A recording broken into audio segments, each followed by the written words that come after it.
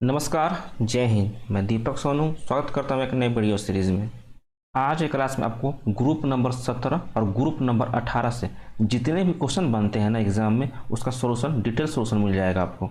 आज का session assistant loco pilot technician exam के लिए इम्पोर्टेंट तो है ही।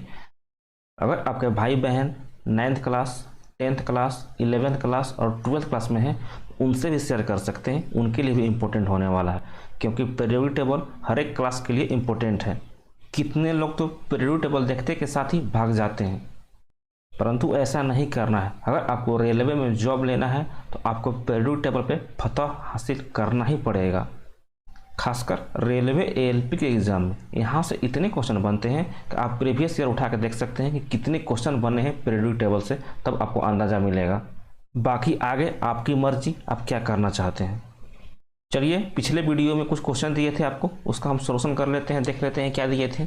आपसे हम पूछे थे कि न्यूट्रिनो टेलीस्कोप किस झील में लगाया गया है, तो बैकाल झील में लगाया गया है। इंपॉर्टेंट है, ध्यान में रखिएगा।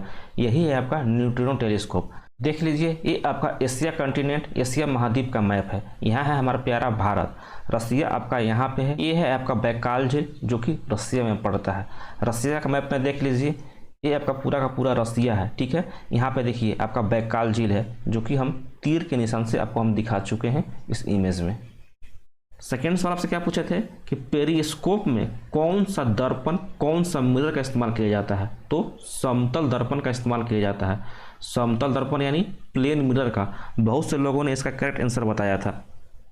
देख लीजिए, यही है आपका पेरिस्कोप। ये आपका वाटर का सरफेस है ऊपर का।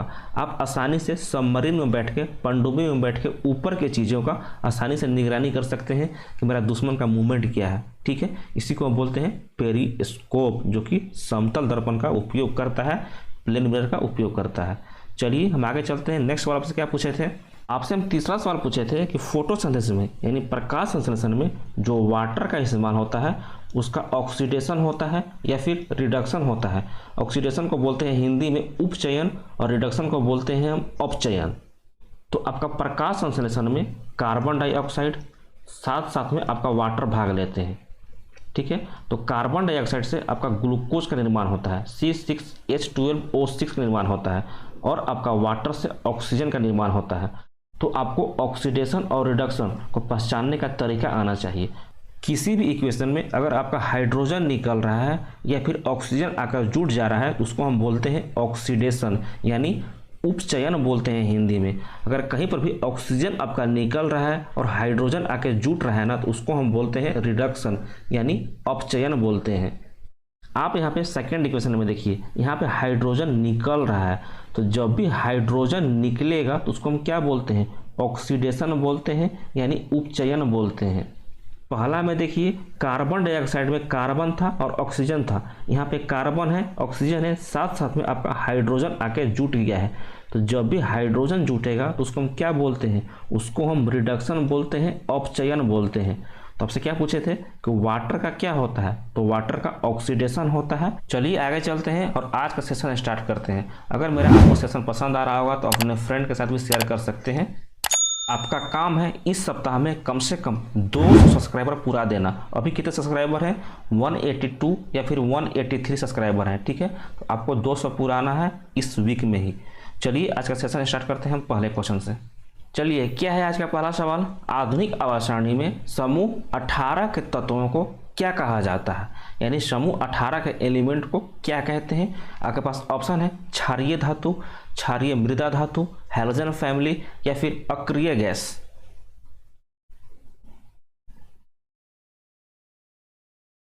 ऑप्शन नंबर डी, अक्रिय गैस बोलते हैं। अक्रिय गैस को हम नोबेल गैस भी बोलते हैं, इस बात को भी ध्यान रखिएगा। और नोबेल गैस आपका ग्रुप नंबर 18 में विद्यमान है, जो कि आपका helium, neon, argon, krypton, xenon और रेडॉन है। ये जितने भी एलिमेंट है ना, आपको बाय हार्ट याद होने चाहिए कि ग्रुप नंबर 17 और ग्रुप नंबर 18 से बहुत क्वेश्चन पूछते हैं। ऑप्शन नंबर सी है हैलोजन फैमिली। तो ग्रुप नंबर 17 को हैलोजन फैमिली बोलते हैं, जिसमें आपका फ्लोरीन, क्लोरीन, ब्रोमीन, आयोडीन और एस्टेटिन आता है। ऑप्शन नंबर बी है क्षारीय मृदा धातु। ग्रुप नंबर दूसरा देखिए, ये आपका क्षारीय मृदा धातु है, और क्षारीय मृदा धातु को हम इंग्लिश में क्या बोलते हैं, एल्केलाइन अर्थ मेटल बोलते हैं, ध्यान में रखिएगा। Beryllium, magnesium, calcium, strontium, barium और रेडियम। याद कैसे करना है इसको, मेन इंपॉर्टेंट चीज तो यहाँ पे है। तो बेटा मांगे कार, स्कूटर, बाप राजी, इस ट्रिक से अपनाकर आप याद कर सकते हैं। आपका पहला ऑप्शन है क्षारीय धातु, तो जो आपका है ली ना का रब से फरियाद, इस ट्रिक से अपना के आप याद कर सकते हैं hydrogen, lithium, sodium, potassium, rubidium, caesium और फ्रेंसियम को। आपको यहाँ पे मिनिमम एस ब्लॉक, जो आपका ग्रुप नंबर 1 है और ग्रुप नंबर 2 है, इस सभी को हम बोलते हैं एस ब्लॉक। जो आपका ग्रुप नंबर 13 से लेके ग्रुप नंबर 18 तक, इसको हम जितना भी है ना, इसको हम बोलते हैं पी ब्लॉक। बाकी बीच में आपका डी ब्लॉक है और नीचे में आपका एफ ब्लॉक है। यहाँ पे ध्यान रखिएगा, जो आपका एटॉमिक नंबर 57 है और एटॉमिक नंबर आपका 89 है, ये दोनों आपका डी ब्लॉक का एलिमेंट है। देखिए 56 के बाद आपका 57 आता है, तो 57 यहाँ पे आएगा लैंथेनम। एटॉमिक नंबर 89 यानी 89 आपका यहाँ पे आएगा एक्टिनम। तो दोनों के दोनों आपका डी ब्लॉक का एलिमेंट है। बाकी आपका 14 ऊपर 14 नीचे, टोटल 28 एलिमेंट आपका एफ ब्लॉक के हैं। पी ब्लॉक में टोटल कितने एलिमेंट होते हैं, 37 होते हैं। डी ब्लॉक में टोटल 40 एलिमेंट होते हैं और एस ब्लॉक में टोटल 13 एलिमेंट होते हैं। सभी को जोड़िएगा तो आपको 118 एलिमेंट पीरियोडिक टेबल का मिल जाएंगे। अब हम आते हैं अक्रिय गैस पर, नोबल गैस पर, यानी ग्रुप नंबर 18 पे, क्योंकि हम क्या बोलते हैं, अक्रिय गैस बोलते हैं। एग्जाम में यहाँ से क्वेश्चन बनता है आधुनिक आवर्त सारणी में कौन सा ऐसा ग्रुप है, कौन सा ऐसा समूह है जिसके बाह्यतम कक्ष में 8 इलेक्ट्रॉन मौजूद होते हैं। तो वो आपका कौन सा है, ग्रुप नंबर 18 ही है। इसमें आपका हीलियम को छोड़ के बाकी सभी के आउटर मोस्ट ऑर्बिट में यानी बाह्यतम कक्षा में 8 इलेक्ट्रॉन होते हैं, अपना अष्टक बना कर रखते हैं, इसीलिए ये स्टेबल होते हैं।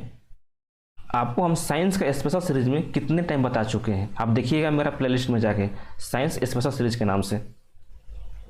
अब हम बात करते हैं हीलियम का। हीलियम से बहुत सारा क्वेश्चन बनता है एग्जाम में। हीलियम आपका पूरे ब्रह्मांड में दूसरे स्थान पे पाया जाने वाला तत्व है। तो पहला कौन सा है, पहला आपका हाइड्रोजन है, सबसे ज़्यादा मात्रा में पाया जाने वाला तत्व। कहाँ पे, यूनिवर्स में। इसीलिए हम हाइड्रोजन को फ्यूचर फ्यूल बोलते हैं, भविष्य का ईंधन बोलते हैं। चलिए हीलियम पे आते हैं। हीलियम का यूज एरोप्लेन के जो टायर होते हैं ना, उसमें भरे होते हैं। क्यों भरे होते हैं, क्योंकि आपका हीलियम हल्का होता है। हल्का तो सबसे ज़्यादा हाइड्रोजन होता है, तो हाइड्रोजन क्यों नहीं भरते हैं, हाइड्रोजन इसलिए नहीं भरते हैं कि हाइड्रोजन आपका ज्वलनशील है, जलने वाला है, इसीलिए हम इसका इस्तेमाल नहीं करते हैं, हम हीलियम का इस्तेमाल करते हैं। और कहाँ पे होता है, जो आपका गोताखोर होते हैं ना, उनके सिलेंडर में आपका हीलियम और साथ साथ में ऑक्सीजन का दोनों का मिश्रण होता है।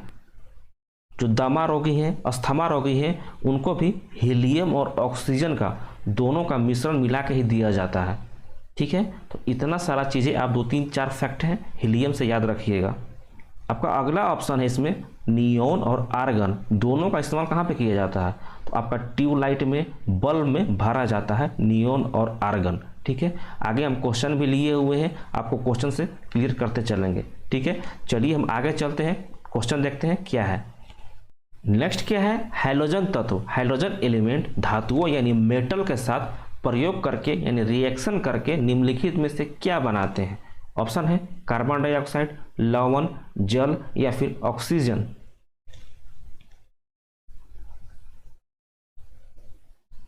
ऑप्शन नंबर बी, लवण बनाते हैं, सॉल्ट बनाते हैं।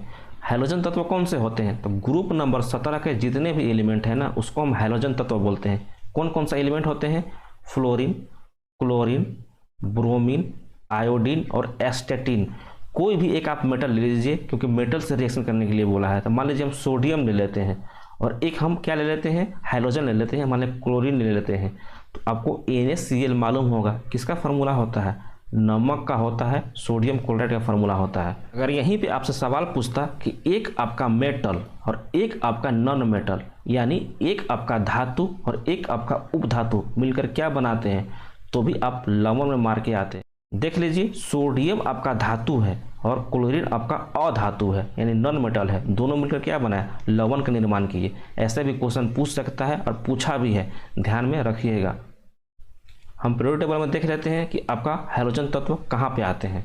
देख लीजिए, ग्रुप नंबर 17 है, फ्लोरीन, क्लोरीन, ब्रोमीन, आयोडीन और एस्टेटिन, यही आपका हैलोजन तत्व है, जो कि मेटल के साथ मिलकर क्या बनाते हैं, लवण का निर्माण करते हैं, सॉल्ट का निर्माण करते हैं। चलिए आगे चलते हैं।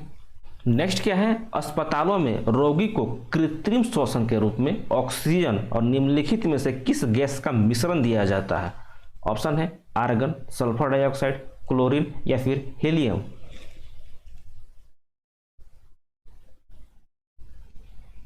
ऑप्शन नंबर डी, हीलियम का इस्तेमाल किया जाता है। अभी आपको हम बताया है कि ऑक्सीजन और हीलियम का इस्तेमाल किया जाता है दमा रोगी को देने के लिए। और कहाँ पे करते हैं, जो आपका गोताखोर होते हैं उनका सिलेंडर में भी ऑक्सीजन और हीलियम भरा जाता है। जो वायुयान के टायर होते हैं उनमें भी आपका हीलियम भरा जाता है। और हीलियम आपका 18वें ग्रुप का एलिमेंट है। आपको यहाँ पे 18वां ग्रुप तो रटा हुआ होना चाहिए, 17वां और 18वां। 18वां ग्रुप कौन सा था? Helium, neon, argon, krypton, xenon और रेडॉन। आप अभी से ही याद करते चलिए। आप एग्जाम के लिए, आने वाले एग्जाम के लिए छोड़ नहीं सकते हैं कि जिस समय आपका नोटिफिकेशन आएगा हम उसी समय याद करेंगे। ठीक है, अभी सब याद करते चलिए, आपको बहुत ही फायदा मिलेगा। नेक्स्ट क्या है, आधुनिक आवास सारणी में निम्नलिखित में से कौन सा सर्वाधिक विद्युत ऋणात्मक तत्व है, एलिमेंट है? ऑप्शन है फ्लोरीन, सीजियम, क्लोरीन या फिर argon.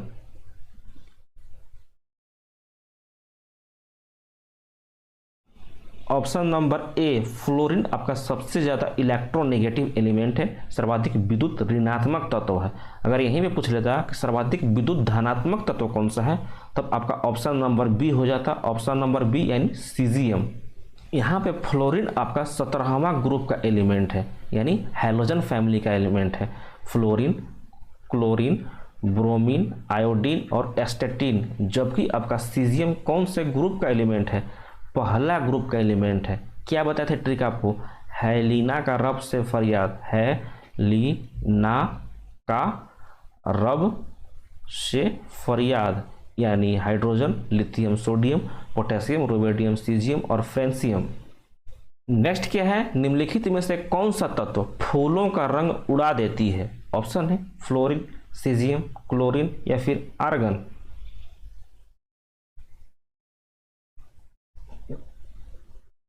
Option number C, chlorine का इस्तेमाल करते हैं। और क्लोरीन का एटॉमिक नंबर कितना होता है? 17 होता है। इसका सिंबल Cl होता है, जो कि आपका 17वां ग्रुप का यानी 17वां समूह का भी एलिमेंट होता है। कौन सा? Chlorine.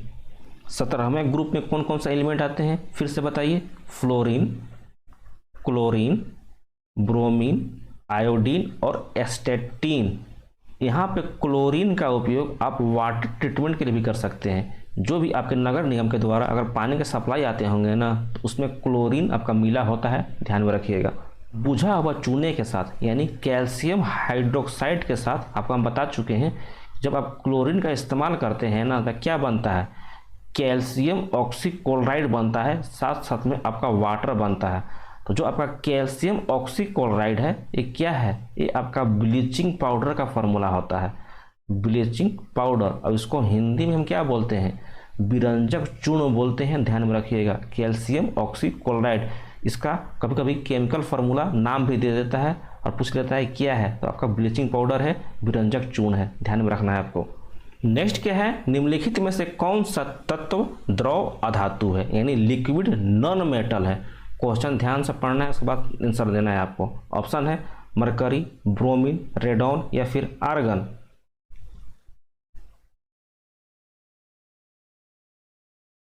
Option number B, bromine को बोलते हैं लिक्विड नॉन मेटल। ब्रोमीन का सिंबल क्या होता है? Br होता है। ब्रोमीन का एटॉमिक नंबर 35 होता है, 35 होता है। ब्रोमीन आपका 17वें ग्रुप का एलिमेंट है। 17वां ग्रुप को कौन कौन सा तत्व पाए जाते हैं? फ्लोरीन, क्लोरीन, ब्रोमीन, आयोडीन और एस्टेटिन। 17वें ग्रुप को हम बोलते क्या हैं? हाइड्रोजन फैमिली बोलते हैं। बार बार रिपीट हम इसलिए कर रहे हैं ताकि आपका दिमाग में जाकर बैठ जाए। ब्रोमीन का एक कंपाउंड का यानी एक यौगिक का नाम बताए थे आपको हम, कौन सा? Silver bromide. इसका इस्तेमाल कहाँ पे करते हैं? इसका आंसर आपको कमेंट बॉक्स में देना है। अगर इसी क्वेश्चन में आपसे द्रव धातु पूछ लेता तो आप क्या बताते? तो द्रव धातु यानी लिक्विड मेटल मरकरी होता है, ध्यान में रखिएगा। मरकरी को हम Hg से डिनोट करते हैं और Hg का एटॉमिक नंबर कितना होता है? 80 होता है, 80। मरकरी को हम क्विक सिल्वर के नाम से जानते हैं, QuickK, ठीक है, क्विक सिल्वर। आपको कमेंट बॉक्स में आज का दूसरा सवाल, इसका और का नाम क्या है, मरकरी का और का नाम, यानी इसका अयस्क का क्या नाम है, कमेंट बॉक्स में टपका दीजिएगा। यहाँ पे ऑप्शन नंबर सी है रेडॉन। रेडॉन को हम आरएन से दर्शाते हैं, इसका एटॉमिक नंबर 86 होता है। इससे क्वेश्चन पूछता है कि अक्रिय गैसों में यानी ग्रुप नंबर 18 में कौन सा ऐसा गैस है जो कि आपका इन्वायरमेंट में नहीं पाया जाता है। कौन सा नहीं पाया जाता है? ऑप्शन नंबर सी रेडॉन नहीं पाया जाता है। एक सवाल और क्या पूछता है कि इन्वायरमेंट में ग्रुप नंबर 18 से यानी अक्रिय गैसों में से कौन सा ऐसा गैस है जो कि सबसे ज़्यादा मात्रा में पाया जाता है। तो आपका आर्गन सबसे ज़्यादा मात्रा में पाया जाता है।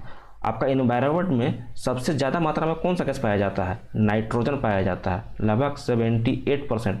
ये कहाँ का बात हो रहा है? पृथ्वी का बात हो रहा है, यूनिवर्स का बात नहीं हो रहा है। यूनिवर्स में तो आपका हाइड्रोजन और हीलियम है, हम पृथ्वी का बात कर रहे हैं।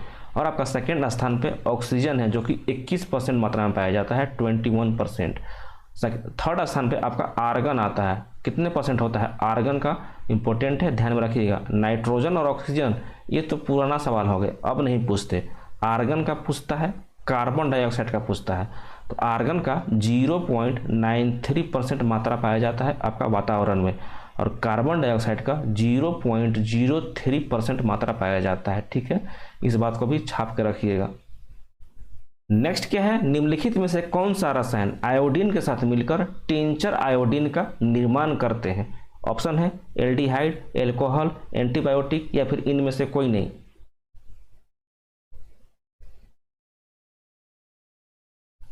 Option number B alcohol, iodine और आपका एल्कोहल दोनों मिलकर कौन सा एल्कोहल? इथाइल एल्कोहल, याद रखिएगा। इथाइल एल्कोहल और आयोडीन मिलके टिंचर ऑफ आयोडीन यानी टिंचर आयोडीन का इस्तेमाल करते हैं। और टिंचर आयोडीन को बोलते क्या हैं हम? एंटीसेप्टिक बोलते हैं, एंटीसेप्टिक। और एंटीसेप्टिक कहाँ इस्तेमाल करते हैं? तो जो भी आपके मान लीजिए घाव हो जाते हैं तो जो क्रीम का इस्तेमाल करते हैं ना, किसका बना होता है? एंटीसेप्टिक क्रीम ही होता है। फेयर लवली यूज करते हैं आप, पॉन्ड्स का यूज करते हैं, बोरोप्लस का यूज करते हैं। ये सब क्या है? एंटीसेप्टिक क्रीम, मतलब ऐसे क्रीम जो अपने बाह्य सतह पे, एक्सटर्नल फेस पे आसानी से यूज कर सके। तो आपको ध्यान में रखना है, आयोडीन प्लस इथाइल एल्कोहल दोनों मिलकर के क्या चीज़ का निर्माण करते हैं? टिंचर आयोडीन का निर्माण करते हैं। यहीं पे आज का हम दूसरा सवाल पूछ लेते हैं। मरकरी यानी Hg और मेटल मिल करके क्या चीज़ का निर्माण करते हैं? आपको कमेंट बॉक्स में टपकाना है। दूसरा या तीसरा जो भी सवाल हो इसका आंसर हमको दे दीजिएगा कमेंट बॉक्स में। नेक्स्ट क्या है और आज का लास्ट सवाल, अभी तक आप हमारे चैनल को सब्सक्राइब नहीं किए होंगे तो कर दीजिएगा, साथ साथ में वीडियो को भी लाइक कर दीजिएगा। क्या है आज का लास्ट सवाल? निम्नलिखित में से किसका प्रयोग हवाई अड्डे पर विमान चालकों को संकेत देने के लिए किया जाता है? ऑप्शन है helium lamp, neon lamp, argon lamp या फिर हाइड्रोजन लैंप।